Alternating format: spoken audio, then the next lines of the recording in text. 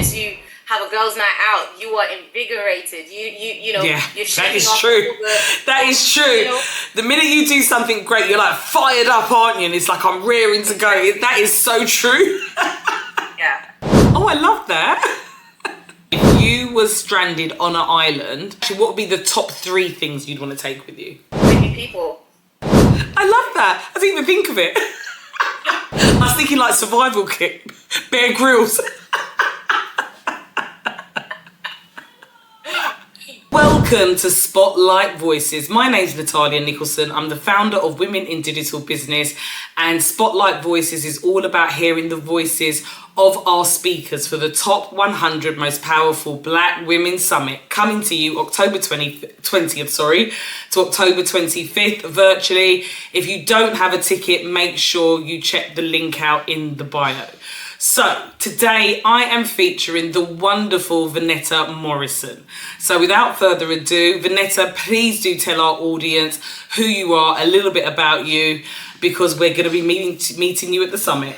Yes, thank you so much for having me, Natalia. It is such an honor to be here amongst incredible women, incredible lineup of women. So my name is Vanetta Morrison. I work as an emotional wealth strategist, which means I counsel, I coach, and I consult others on all mental health and well-being related matters.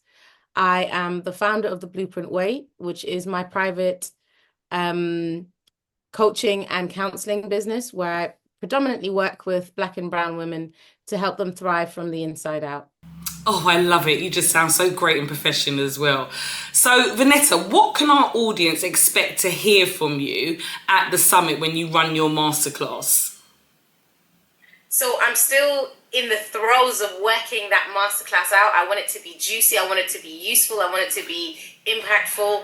But for me, because my passion is on mental health and well-being, it will very much relate to how do you build businesses that are burnout proof? How do you thrive in systems that are built to exhaust us? How can we protect our rest, protect our joy, and still develop sustainable businesses? So that's what my masterclass is going to touch on. How do we boss well? How do we step up to do the things we want to do, but do that sustainably? I absolutely love that, because I think for Black female entrepreneurs, I can't speak for everyone, but definitely for myself, like we speak about burnout, we talk about, you know, self-love, self-care, but in the thick of it, day to day, with the kids, the business, I think as Black women, we just see it as life and pull up and shut up. I don't think we even see it as a problem for some of us. But one of the things I have to say is that since I have been more aware of, you know, my husband saying to me all the time, you can't keep going at that pace. You've got to be able to rest your mind and rest your body. And actually, the more that I am learning the whole self-love, self-care, and putting myself before, you know, the needs of just wanting to sleep or feeling tired, actually, I'm more productive, if I was to be honest with you. So I guess my question is, like, is there any tips just on this session as a pre-warm-up to your masterclass that you can give us just in terms of even recognising that you are burnt out? Because I think a lot of Black female entrepreneurs don't even realise they're burnt out. Like, it took, like, my husband to sit down and say, like, stop seriously. Like, you can't keep doing this. Yeah, and I think so as you mentioned, because the self-awareness is so often missing, because it's our norm to keep pushing, to keep going. We are socialized that way. We are parented that way, where we pick up the slack for everyone. I think the first key piece is really developing that self-awareness. Just maybe having a check with yourself and saying, okay, where is rest in my schedule right now? What does rest, what does rest look like? Do I have rest? So even just that simple question, because if your schedule is full of everything and everyone's expectations on the commitments and responsibilities that you have, and you don't actually have time set out for rest, that's a surefire sign that burnout is around the corner, if not already there. Yeah, and the thing is, it sounds so simple, but it's true. Like, ladies, if you're looking in your calendar and you're seeing loads of colours and it's back to back, and if you're up at the crack of dawn and you're constantly going to bed really, really late, you know, actually, something has got to say, actually, I am burnt out. And you're right, because sometimes we're just not looking at our schedules. For so long, I just felt like, 4 or 5 hours of sleep at night, that's what I've got to survive on to be able to get everything done. It's almost like I didn't feel like taking a break or taking a rest was either an option. It's like I just want to get to the objective and get things done. Like, I constantly write lists of things to do in my head all the time. In the bed, in the shower, on the train, I'm constantly going back through like a checklist of what do I need to do? Has it been done? What's left to be done? I'm not going to fit that in today. Let me move that over to the next day. And I'm just constantly organising and scheduling my mind. So my last little tip that I want to ask you, and everybody else, you need to get to Vanetta's masterclass and really be able to discover, like, how do you deal with burnout? Because I don't think it's the same for every woman. But is there any tools, once you've figured out that you have got burnout, are there any tools that you can suggest? Just one. I know you've got absolutely loads of gems to share with us, but is there one tool that you could give us as a tip in terms of understanding, like, how do we then deal with burnout? Yeah, and I think that it goes back to rest. So now if you've identified that there's a deficit of rest in your schedule, I think one of the tools would be developing a rest map of some sort. So Dr. Sandra Dalton-Smith, she is a physical doctor, medical doctor, and she developed 7 types of rest, which I absolutely love. So it's a framework that allows you to connect with emotional rest, spiritual rest, physical rest, social rest, creative rest. If you have a look at all of those kind of types of rest and develop this map of rest for yourself to look at, okay, where am I missing rest? You were saying, Natalia, that actually 4 to 5 hours is what you feel like the physical rest, that's what it's got to be. The if I lay my head down to sleep, it's 4 to 5 hours max, that's it, then we're back on. Are there actually ways that we can maybe expand that? But if we can't, what ways can you maybe increase your creative rest? Are there ways in which you can engage with nature more, express yourself artistically? Those are also ways that can allow your body to rest. Or socially, are there friendship groups that as soon as you have a girls' night out, you are invigorated? You're that is true. That is true.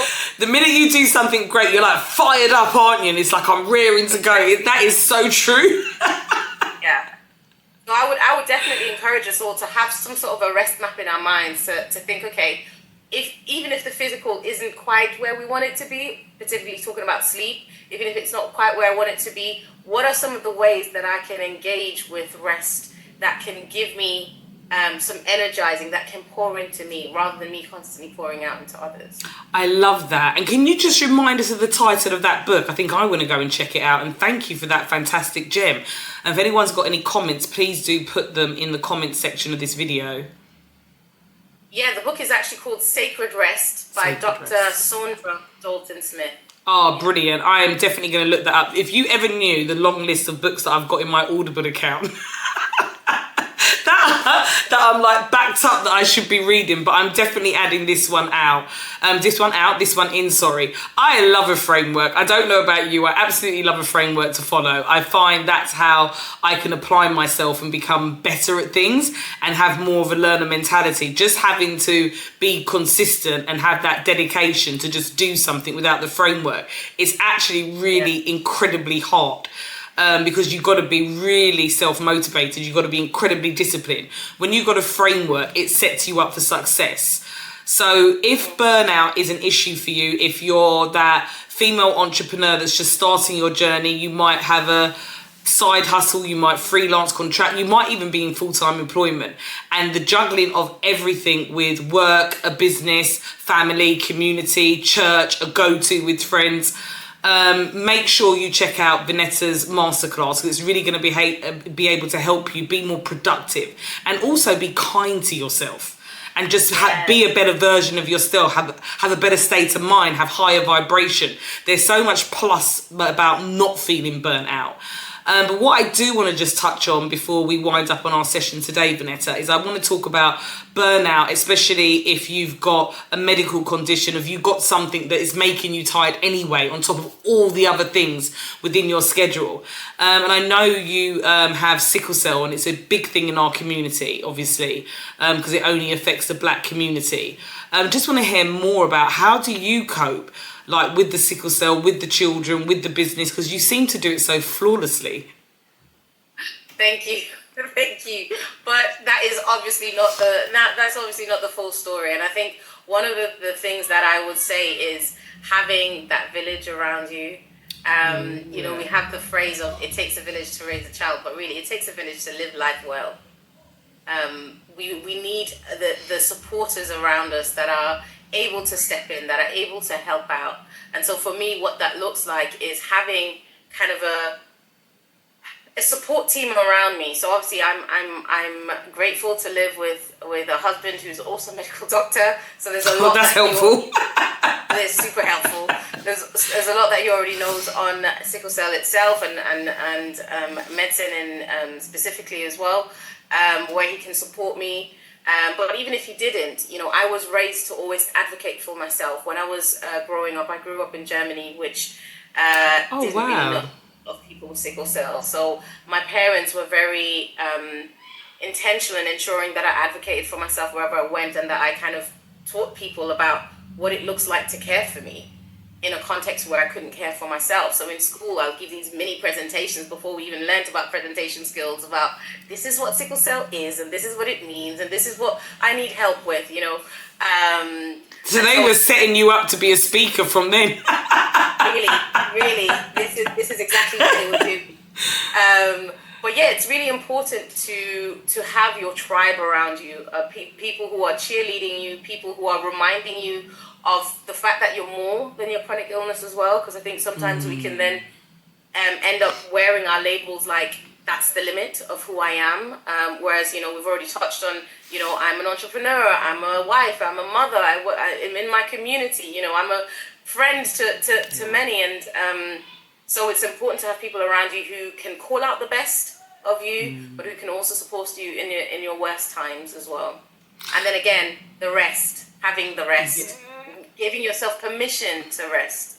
I think that's my biggest takeaway from you, just to let you know, without a shadow of a doubt of meeting you, the rest is important, and I'm really starting to learn that.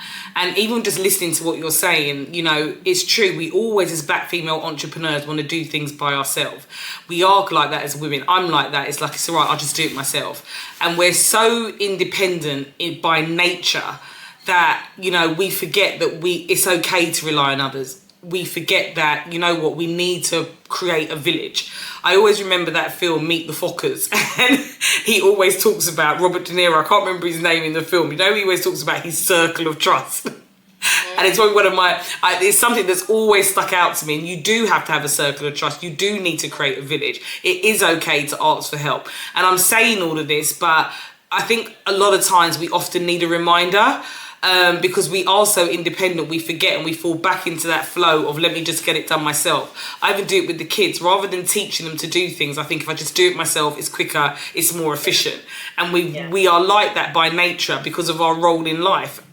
And I think sometimes we need to be, and even doing this podcast with you, thank you, Vanetta, it's making even me check myself. It's okay to ask for help. And I think even with the framework and the tips that you've given us, I'm super excited to attend your masterclass. So ladies, if you are struggling with your schedule, you've got far more things that you can fit into the day, you're feeling tired, you're feeling burnt out, coming to Vanetta's masterclass is going to help you with that time management, help you with your schedule, help you to feel more rested and make sure that, you know, you're making sure you're okay. And for some of us, you know, we've got a lot of other things going on aside life, aside business, family, community commitments. We've also got health issues as well, whether it's sickle cell, whether it's lupus, thyroid problems. A lot of us have got a lot of other things that we have to cope with in terms of our health. And it's just something else to add on to for the burnout. So if you're struggling in terms of time, in terms of not feeling 100%, you want to push forward with your business, this is the masterclass to check out. Vanessa, thank you so much. Thank you for the words of wisdom. Thank you for the frameworks. Thank you for the book suggestions. Thank you for telling us about your story. I feel like everybody got to know you a little bit better, and if you're smart, you will turn up to Vanetta's masterclass. So Vanetta, I always like to ask like a fun fact. So the question I'm going to say is, what question would you like to ask for the next speaker? I actually see Stephen Bartlett do this on Diary of a CEO, and I've been itching to do it, so I'm gonna do it.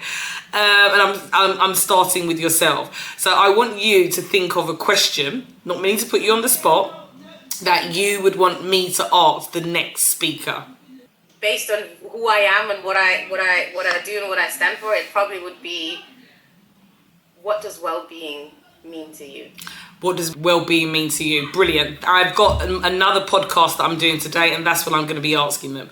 And actually, I did have a question for you as well. If you were stranded on an island, what would be the one thing you would want to take with... Actually, what would be the top 3 things you'd want to take with you? It'd be people. Oh, I love that. I love that. I didn't even think of it. I was thinking like survival kit, Bear Grylls.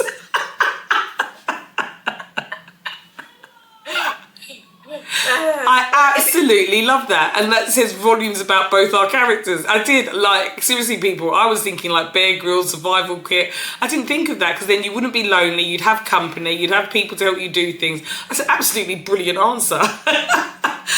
Right, I will definitely be answering your question to the next guest that we have. Ladies, please do make sure that you get your tickets for the summit. The link is in the bio. Make sure you check us out. Vanetta will be there amongst other speakers as well. We look forward to seeing you there. Take care. Bye-bye.